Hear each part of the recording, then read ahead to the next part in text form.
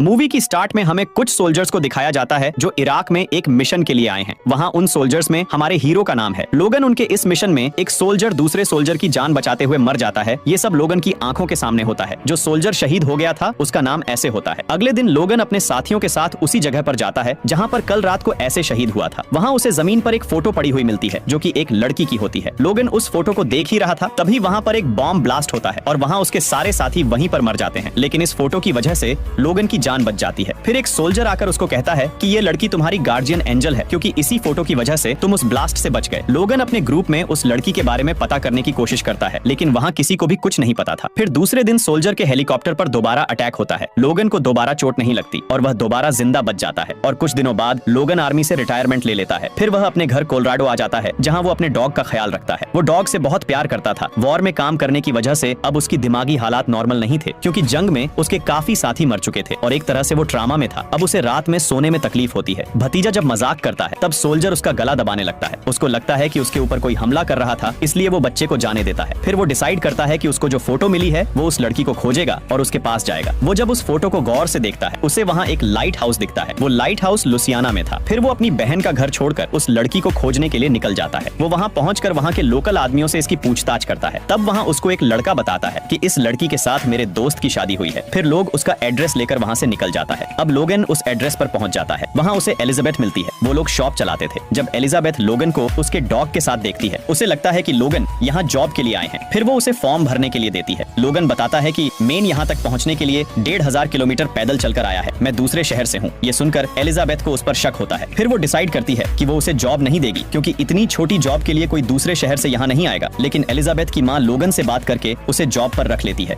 लोगन बहुत ही मेहनती था। वो वहाँ काम करने लगता है, वहाँ की अच्छे से केयर करता है। एलिजाबेथ को शुरू में वो बिल्कुल पसंद नहीं आता, लेकिन उसका काम देखकर वो एलिजाबेथ को भी पसंद आने लगता है। एलिजाबेथ का एक बेटा भी था जिसका नाम जियो था। वो धीरे धीरे लोगन के साथ घुल मिल जाता है। ये देखकर एलिजाबेथ को भी अच्छा लगता है, क्योंकि वो अपने बेटे से बहुत प्यार करती थी। एक दिन लोगन जब काम कर रहा था तब वहाँ एक पुलिस वाला आता है जो एलिजाबेथ का एक्स हस्बैंड है। वो लोगन को वहाँ देखकर हैरान हो जाता है और फिर वो उससे बात करता है और उसकी आईडी मांगता है। फिर कीथ को पता चल जाता है कि लोगन एक सोल्जर है। कीथ लोगन से कहता है कि एलिजाबेथ को बता देना कि शाम को पार्टी में आना है। फिर एलिजाबेथ शाम को कीथ की पार्टी में जाती है। कीथ के फादर उस शहर के बहुत बड़े जज थे और कीथ को इस बात पर बहुत घमंड था, इसलिए वो एलिजाबेथ को कई बार धमकी दे चुका है कि वो अपने बेटे की कस्टडी ले लेगा। वो काफी रूड था और इसी वजह से एलिजाबेथ और कीथ के बीच में मनमुटाव रहते थे। अगली सुबह एलिजाबेथ जब जॉगिंग करके घर आती है वो देखती है